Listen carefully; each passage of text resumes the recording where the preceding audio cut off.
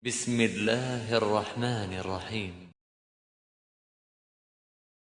Selama barang itu adalah barang yang sudah Anda beli secara hakikatnya. Bagaimana maksudnya secara hakikatnya? Yaitu barang yang memang sudah Anda miliki dengan membelinya. Memang tujuan Anda membeli itu untuk mendapatkan barangnya. Sehingga Anda pegang barangnya. Maka boleh Anda melakukan transaksi jual beli setelah itu.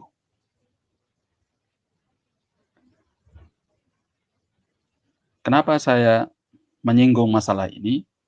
Untuk memperingatkan kepada sebagian muamalah, kepada sebagian transaksi yang dilakukan oleh sebagian manusia yang pada hakikatnya dia tidak menginginkan untuk membeli barang. Tetapi dia terpaksa melakukannya demi untuk mendapatkan nilai harga dari barang tersebut. Biasanya ini dilakukan oleh orang yang ingin bermuamalah secara riba. Seperti trik yang sudah pernah kita jelaskan. Jadi ada seseorang yang datang butuh uang kepada orang lain, tetapi dia tidak dipinjami uang oleh pihak yang kedua. Pihak kedua ini ingin melakukan trik untuk bisa melakukan riba tapi tidak tampak. Maka dia akan memberikan barang. Setelah pihak pertama mendapatkan pinjaman barang seharga atau senilai uang yang memang dia butuhkan, karena dia tidak butuh barang, maka barang itu dia jual kembali kepada pihak yang punya, yaitu pihak kedua, lalu pihak kedua menghargainya dengan harga yang lebih rendah. Jadi pada hakikatnya dia untung, seolah-olah terjadi jual beli transaksi, padahal tidak. Sebenarnya hanya saja orang itu berhutang, ya, dengan membayar sesuatu yang lebih mahal dari hutangnya ketika telah jatuh tempo. Karena dia membeli barang itu dengan harga yang lebih mahal dan dikembalikan kepada yang punya, dijual kepada yang sebelumnya dengan harga yang lebih murah. Nah, ini sebenarnya bukan transaksi jual beli yang halal, ya.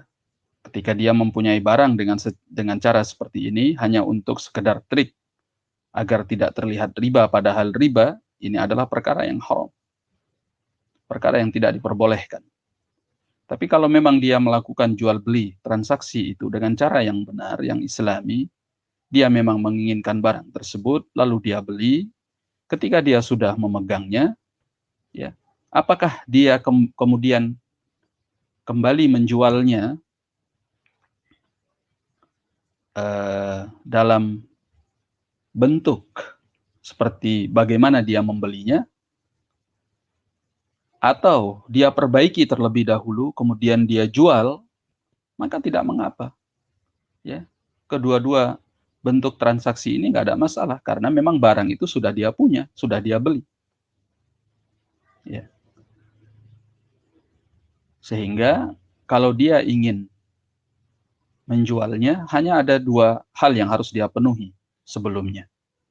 Pertama, dia melakukan jual beli itu dengan cara yang benar, bukan dengan cara yang haram, misalnya yang mengandung riba.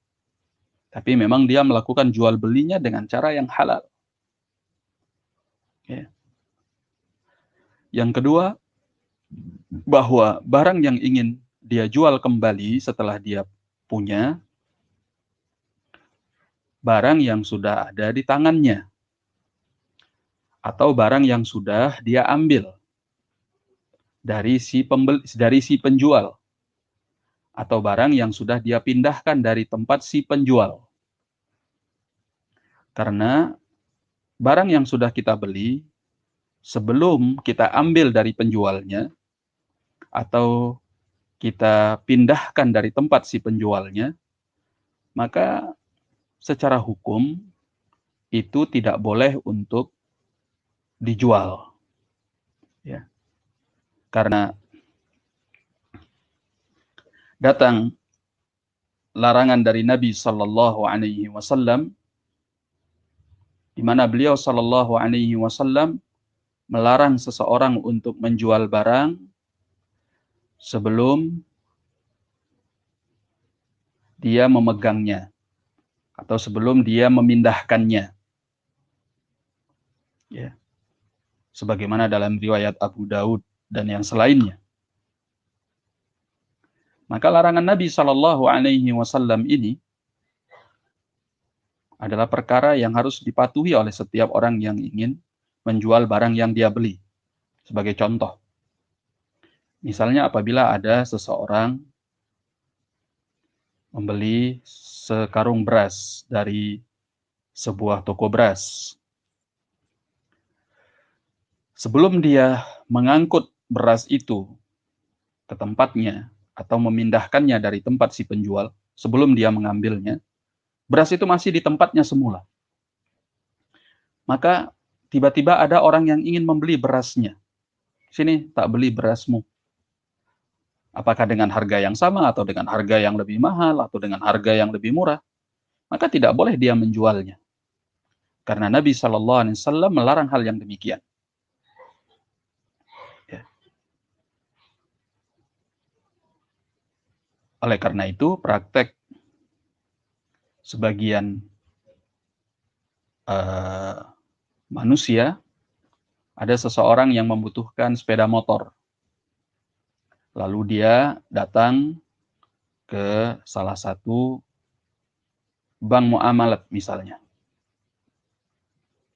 Lantas dia katakan bahwa saya butuh motor.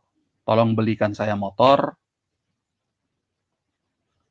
Ya, dan nanti saya akan mengangsur motor itu kepada pihak bank. Di sini ada beberapa bentuk. Pertama, kalau bank itu kemudian langsung mengatakan, ya sudah kamu cari motor yang kamu suka, ya, kami memberikan dana kepadamu untuk membelinya. Misalnya, kami beri dana 20 juta untuk kamu bisa membelinya sesuai dengan spek motor yang kamu inginkan. Ya, dan nanti kamu angsur kepada kami selama beberapa tahun, misalnya katakan selama setahun, ya, di total kamu kembalikan kepada kami sekitar 23 juta. Maka ini adalah riba, haram hukumnya. Ya, ini ribal qard, ribal jahiliyah. Walaupun bank tersebut menyatakan dirinya sebagai bank muamalat. Atau mereka mengamalkan secara hukum syara, secara hukum Islam, ya sudah, kamu cari motor yang kamu suka, nanti kami akan membelinya. Lalu datanglah pihak bank kepada dealer yang mempunyai motor tersebut, mereka membelinya dari dealer tersebut, lalu mereka jual kepada si nasabah atau kepada si konsumen. Ya, tadi mereka beli dari dealer 20 juta, mereka jual 23 juta dengan diangsur selama 1 tahun misalnya. Maka ini adalah perbuatan yang tidak boleh juga, walaupun bukan riba, selama motor tersebut belum dipindahkan dari dealernya. Ya. Apabila orang itu langsung mengambilnya ke dealer tersebut. Si konsumen atau si nasabah langsung mengambilnya ke dealer tersebut. Maka tidak boleh. Karena ini menjual sesuatu yang masih ada di tempat penjualannya. Dan itu dilarang oleh Nabi SAW. Tapi kalau diangkut terlebih dahulu oleh pihak bank, mereka pindahkan ke tempat mereka. Lalu si nasabah atau si konsumen mengambilnya di tempat bank tersebut, maka tidak mengapa, ini sah secara hukum. Ya. Atau mereka ambil, Lantas setelah mereka pindahkan, mereka antar ke tempat si nasabah, ke tempat si konsumen, juga tidak mengapa insya Allah. Ini sah, ya. Jadi ini syarat yang kedua, bahwasanya barang itu boleh dijual kalau sudah kita ambil, kita pindahkan dari tempat si penjual. Maka selama dia sudah memenuhi dua kriteria ini, dia melakukan jual beli yang hakiki, yang memang diperbolehkan secara hukum agama. Kemudian yang kedua, sudah dia ambil, sudah dia pindahkan dari tempatnya, maka setelah itu barang tersebut, apakah ingin dia jual seperti kondisinya demikian? Boleh. Ya, tidak ada masalah. Ya, dengan harga yang dia inginkan, dengan keuntungan yang dia inginkan. Atau dia jual setelah dia perbaiki, dia hiasi dengan keuntungan 100%. Ya. Atau berapa yang lebih daripada itu atau yang kurang daripada itu, nggak ada masalah. Sudah kita bahas bahwa tidak ada ukuran tertentu di dalam syariat berapa si penjual boleh mengambil keuntungan. Walaupun ada pendapat sebagian ulama, misalnya yang mengatakan 1/3 atau yang mengatakan 1/5, ya. Tapi itu hanya pendapat yang sebenarnya tidak ada dalil secara pasti di dalam syariat kita, tidak dari ayat, tidak dari hadis Nabi yang sahih sallallahu alaihi wasallam. Ya, jadi berapapun si penjual ingin mengambil keuntungan setelah dia memperbaiki barang tersebut, terserah dia. Atau bahkan sebelum dia memperbaikinya, kalau ada yang mau jual, dia ambil keuntungan 50%, 70% dari harga belinya, terserah dia. Ya. Hanya saja ada beberapa catatan ketika dia mengambil keuntungan seperti yang sudah kita sebutkan di pembahasan sebelum pertemuan ini, bahwa yang pertama, jangan dia melakukan penipuan. Misalnya dia menipu, dia katakan ini harga sebenarnya sekian, dia tinggikan harganya, ya, dalam keadaan dia menipu. Saya jual kepada yang lain, atau orang lain pun menjualnya dengan harga sekian, padahal tidak, belum tentu. Kalau ada penipuan di sana, nah unsur menipunya itu yang tidak boleh. Bukan keuntungannya dengan keuntungan sekian persen itu yang tidak boleh, tapi penipuannya itu yang tidak boleh. Ya. Yang kedua, jangan sampai dia melakukan menjual di atas harga pasar yang membahayakan kepada si kaum muslimin atau kepada si pembeli. Nah, kalau dia menjual di atas harga pasar, sementara si pembelinya tidak mengerti harga pasar, maka ini ada unsur berbuat hal yang tidak baik, ya, bertentangan dengan nafas Islam yang selalu mengajarkan berbuat baik kepada orang lain, zaliman di dalamnya. Ya, karena orang itu butuh, pada akhirnya dia beli juga walaupun di atas harga pasar, maka ini tidak boleh. Ya, jangan sampai menjual di atas harga pasar. Seberapapun Anda mengambil keuntungan, selama itu masih dalam standar harga pasar yang barangkali bervariasi, tapi tidak melebihi harga pasar yang sehingga memudaratkan orang lain atau memudaratkan yang membeli, maka tidak mengapa insya Allah. Karena memang barang itu terkadang naik turun ya sesuai dengan kondisi dan keadaannya. Pas lagi banyak bisa murah, pas lagi sedikit langka barangnya bisa mahal. Ya. Yang jadi masalah apabila Anda menjual di atas harga pasar dan membahayakan orang lain. Ada unsur kezaliman di dalamnya.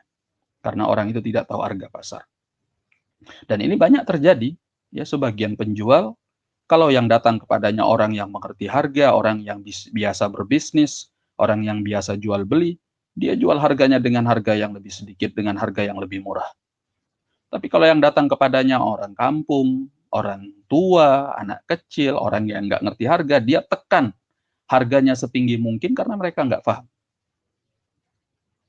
Ya, bahkan di atas harga pasarnya. Nah, ini bertentangan dengan nafas Islam yang selalu mengajarkan keadilan dan kebaikan kepada orang lain. Ya, karena kata Nabi Shallallahu Alaihi Wasallam, la dharar wa la dhirar, tidak boleh membahayakan dan tidak boleh pula dibahayakan. Tidak membahayakan orang lain dan tidak pula dibahayakan oleh orang lain. Itu adalah ajaran Islam. Ya. Dan seorang yang menetapkan harga jual, mengambil keuntungan, yang ketiga adalah hendaknya dia mempunyai nafas al-ihsan. Jual beli itu bukan semata-mata tentang mencari keuntungan, tapi juga berbuat baik kepada orang lain. Maka sebaik-baik orang, sebaik-baik manusia adalah orang yang mudah ketika menjual, orang yang mudah ketika membeli, orang yang mudah ketika menagih. Itu yang diajarkan oleh Rasulullah Shallallahu Alaihi Wasallam, sebagaimana dalam riwayat Al-Bukhari. Karena keberkahan itu bukan datangnya dari banyaknya untung, ya, tapi keberkahan itu datang dari bagaimana kita selalu ingin memberi kemanfaatan dan kebaikan kepada orang lain. Sehingga sesuatu yang sedikit bisa menjadi kebaikan yang banyak, menjadi berkah di dalam hidup kita, menjadi kedamaian, ketenangan, dan kebahagiaan. Harta itu benar-benar menjadi jalan yang membawa kita kepada kebaikan dan kebahagiaan hidup. Wallahu a'lam bishawab. Nah.